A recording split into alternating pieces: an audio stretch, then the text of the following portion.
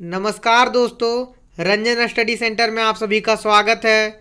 आज waste Bengal board class 12 का हिंदी का एग्ज़ाम था।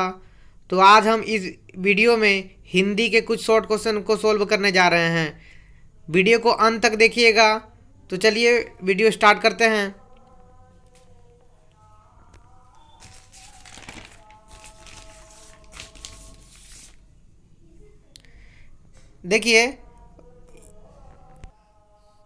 देखिए हिंदी में कुल 22 एमसीक्यू आया था।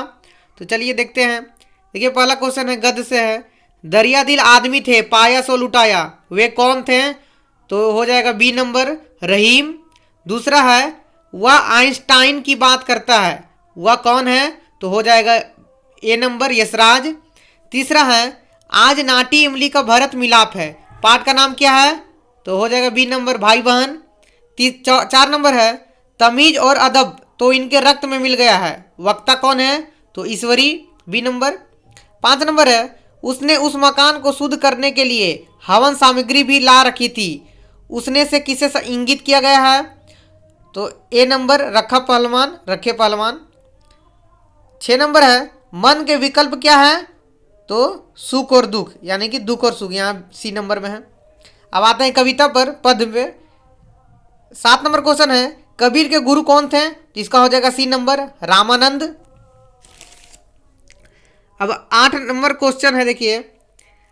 आगे कह मृदु वचन बनाई, पाछे अनहित मन कुटुलाई, कथन किसके लिए है? तो कुमित्र के लिए है। यानी कि जो मित्र सामने तो अच्छी अच्छी बातें बोलते हैं और लेकिन पीठ पीछे बुराई करते हैं, उसको हम लोग कुमित्र कहते हैं। ये लाइनिंग पढ़ के ही आप लोगों को समझ में आ गया होगा इसका उत्तर। तो ये बहुत ही आसान क्वेश्चन था, कुमित्र हो जाएगा, बी नंबर।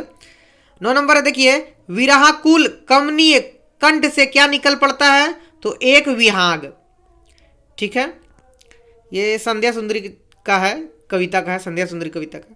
अब 10 नंबर है, एक सेकंड और बिन चीखे मरता है, तो हो जाएगा उत्तर ए नंबर, सन्नाटे में।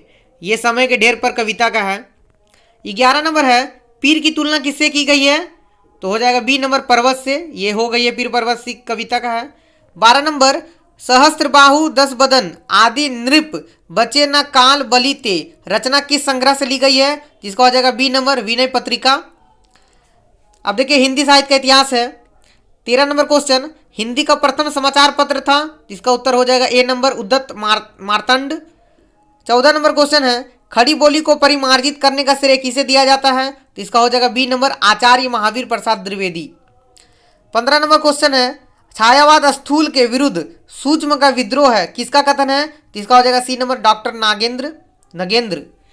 16 नंबर क्वेश्चन है, सतरंगे पंखों वाली किसकी रचना है? तो इसका हो जाएगा बी नंबर, नागार्जुन।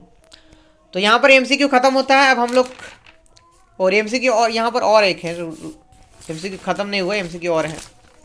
देखिए अब ये 17वां नंबर है, दिनकर की किस कृति को साहित्य अकादमी पुरस्कार दिया गया? तो हो जाएगा ए नंबर, उर्वशी। अब आते हैं परिभाषिक शब्दावली पर। यहां पर है, एनीटाइड का हो जाएगा हकदार, सी नंबर। कनकरेंस का हो जाएगा सहमति, डी नंबर। इनक्लोज्ड का हो जाएगा संलग्न, डी नंबर। टेस्टिमोनियल का हो जाएगा प्रशंसा पत्र, ए नंबर। सर्कुलर का हो जाएगा परिपत्र, बी नंबर। ठीक है, अब हम लोग आते हैं कुछ ऐसे क्यू क्वेश्चन पर। ठीक है, तो गद्य से देखिए आगे। इसमें से कोई 6 प्रश्न था, 6 में से आपको कितना, कोई 4 करना था, 6 में से कोई 4 करना था। तो देखिए पहला क्वेश्चन है, इस गिरिकुट बिहारी का नाम क्या है? तो हो जाएगा कुटज। ये कहाँ उत्पन्न होते हैं? तो शिवालिक के पहाड़ियों पर, इसका ये उत्तर हो जाता। अब देखिए 2 नंबर भी आसान था, 2 नंबर भी आप लोग लिखे होंगे तो सही होगा। अब देखिए तीसरा क्वेश्चन है, मातृ भंडार का संस्थापक कौन है? तो हरिराम। वहाँ क्या चीज़ें मिलती है? तो वहाँ स्वदेश की बनी सभी चीज़ें मिलती है। 4 नंबर है, दोनों ने मेरी और अपरिचित नेत्रों से देखा, यह कथन किस संदर्भ में कहा गया है? तो ये नशा कहानी का है। ठीक है, तो उस तरह से आप लोग क्वेश्चन देख लीजिएगा, दोनों ने मेरी और अपरिचित नेत्रों से देखा। अब 5 नंबर है कि कितने साल बाद वे लाहौर से अमृतसर आए थे? तो 7.5 साल बाद। 6 नंबर है भारतीय संस्कृत का क्या संदेश है। इसमें से 6 में से कोई 4 ही करना था। ठीक है, तो 4 तो आसानी से हो गया होगा। अब आते हैं पद पर। इसमें भी वही है, कविता है, 6 कविता में से कोई 4 का उत्तर देना था। है इसमें ये 7 नंबर है, जामे में दो ना समाही, यहाँ दो से क्या तात्पर्य है। ये बहुत इजी क्वेश्चन था। ये 8 नंबर भी इजी था, 9 नंबर भी वैसे ही। 10 नंबर देखिए, अनागत से मुझे यह खबर आती है, खबर क्या है। 11 नंबर, हो कहीं भी आग लेकिन आग जलनी चाहिए, यहाँ आग से क्या तात्पर्य है।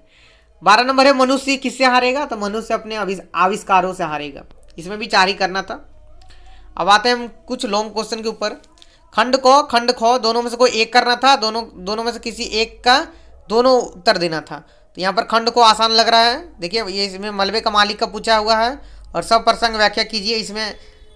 इसमें कलाकार की व्यक्तिगत ईमानदारी का दिया हुआ है। संसार में जहाँ कहीं प्रेम है सब मतलब के लिए। ठीक है, इसमें से कोई दो में से कोई एक ही करना था, को या फिर खो। वैसे ही कविता में भी है, कविता में को और खो दोनों में से कोई एक ही करना था। तो क्वेश्चन देख लीजिए। इसमें भी जो खो नंबर है वो भी काफ़ी आसान था। यह अवकाश वाली सभ्यता से है। और दूसरा है, सखी निर्भरता के कंधे पर डाले बाहें छांसी अंबर पथ से चली, ये संध्या सुंदरी कविता का है, व्याख्या करना था। ठीक है, अब ये जो 5 नंबर का है ये हिंदी साहित्य का इतिहास का है। 4 में से 4 क्वेश्चन में से कोई 2 क्वेश्चन का उत्तर देना था। तो ये चारों काफ़ी इजी है। मैंने इससे पिछले वाले वीडियो में बताया था, जो इंपॉर्टेंट क्वेश्चन बताया था। इंपॉर्टेंट क्वेश्चन में ये 4 में से 3 का उत्तर, ये 3 का क्वेश्चन मैंने बताया था कल ही के वीडियो में। ये इसमें भारतेंदु युग पूछ रहा है, महादेवी वर्मा के बारे में पूछा था, खड़ी बोली की हिंदी के विकास के बारे में पूछा था। ये कल के वीडियो में मैंने आप लोगों को बता दिया था और वो सेम टू सेम ये वही क्वेश्चन रिपीट हो गया है। देख लीजिए, जो कल रात को मैंने बताया था इस वीडियो में। ठीक है, इसमें से कोई 2 ही करना था। चाहे तो आप टिप्पणी भी लिख सकते थे, टिप्पणी 2 लिखना था और साथ में कोई 1 लिखना था। अब देखिए 6 नंबर है, इसमें 3 में से कोई 1 का उत्तर देना था। तो सबसे आसान तो 2 नंबर लग रहा है। इंटरनेट के अत्यधिक प्रयोग का बच्चों पर पड़ने वाले दुष्प्रभाव पर अपनी छोटी बहन को पत्र लिखिए। यानी कि इंटरनेट का जो प्रयोग हो रहा है, दिन ब दिन बढ़ रहा है, उस पर छोटे बच्चे पर जो असर पड़ रहा है उस पर अपनी छोटी बहन को पत्र लिखना है। ठीक है, 10 नंबर का ये है। अब यहाँ पर कुछ व्याकरण स्टार्ट हो जाता है। पहला था 7 का को, अशुद्ध वाक्यों को शुद्ध कीजिए, यानी कि जो अशुद्ध लिखा है उसको शुद्ध करना था। है 1 नंबर, लोगों को दिक्कत नहीं हुआ, तो इसमें सिर्फ सेम टू सेम सब उतार देना है। फिर से सिर्फ दिक्कत जो है वो ई की मात्रा इधर से होगा, छोटी की मात्रा होगा, इस तरह से कुछ। यहाँ पर बड़ी की मात्रा दिया हुआ दिक्कत में, छोटी की मात्रा होगा, बाकी उससे सब सेम टू सेम उतारा जाएगा और कुछ नहीं बदलाएगा इसमें। 2 नंबर आप छोड़ देते तो 3 नंबर बहुत ही आसान था। दुनिया रस चूस लेती है, तो इसका चूस में देखिए छोटी ऊ की मात्रा है, इसमें बड़ी ऊ की मात्रा लगाना है, बस यही चेंज होगा और कोई चेंज नहीं होगा। बस ये बहुत ही आसान था, शुद्ध करना था सिर्फ, यानी कि गलत लिखा है उसको सही करना है। अब खो नंबर है, इसमें भी 3 में से कोई 2 करना है। मिश्र वाक्य में बदलना है 1 नंबर, दूसरा संयुक्त वाक्य में बदलना है और तीसरा सरल वाक्य में बदलना है। ये भी काफ़ी आसान था। अब गो नंबर देखिए, गो नंबर में संधि विच्छेद करना था। ठीक है, तो संधि विच्छेद का मैंने यहाँ पर दे दिया है। पहला है हिमाच्छादित और दूसरा प्रत्येक। तीन में से कोई 2 ही करना था, तो 2 का मैंने यहाँ पर लिख दिया है, देख लीजिए। हिमाच्छादित का हो जाएगा हिम प्लस आच्छादित, दूसरा प्रत्येक का हो जाएगा प्रति प्लस 1। ठीक है, अब दूसरा है समास विग्रह कीजिए, समास विग्रह करना था, तो इसमें भी कोई 2 करना था। ये भी मैंने लिख दिया है, देखिए यहाँ पर झाड़ झंखाड़, तो झाड़ झंखाड़ का होगा झाड़ और झंखाड़। दूसरा है महाविद्यालय, तो महाविद्यालय का हो जाएगा महान है जो विद्यालय। ठीक है, तीसरा उपसर्ग है, यानी कि ये कोई भी शब्द का पहला वाला भाग, अविच्छेद है तो अविच्छेद, यहाँ पर उपसर्ग क्या हो गया अ, बाकी बात जो बचा वो मूल शब्द हो गया विच्छेद। वैसे ये दू तरफा, तो दू हो गया उपसर्ग, बाकी बात जो तरफा बचा वो मूल शब्द हो गया। 4 नंबर है प्रत्यय पृथक कीजिए, इसमें से भी कोई 2 करना था 3 में से। यहाँ पर जैसे उपसर्ग में कोई भी नाम का शुरुआत वाला वर्ड है, कोई भी शब्द का शुरुआत वाला वर्ड, वैसे ही प्रत्यय का उल्टा हो जाएगा, कोई भी नाम का अंत वाला भाग को प्रत्यय कहेंगे। जैसे प्रत्यय है कुटिलाई, तो आई हो जाएगा प्रत्यय।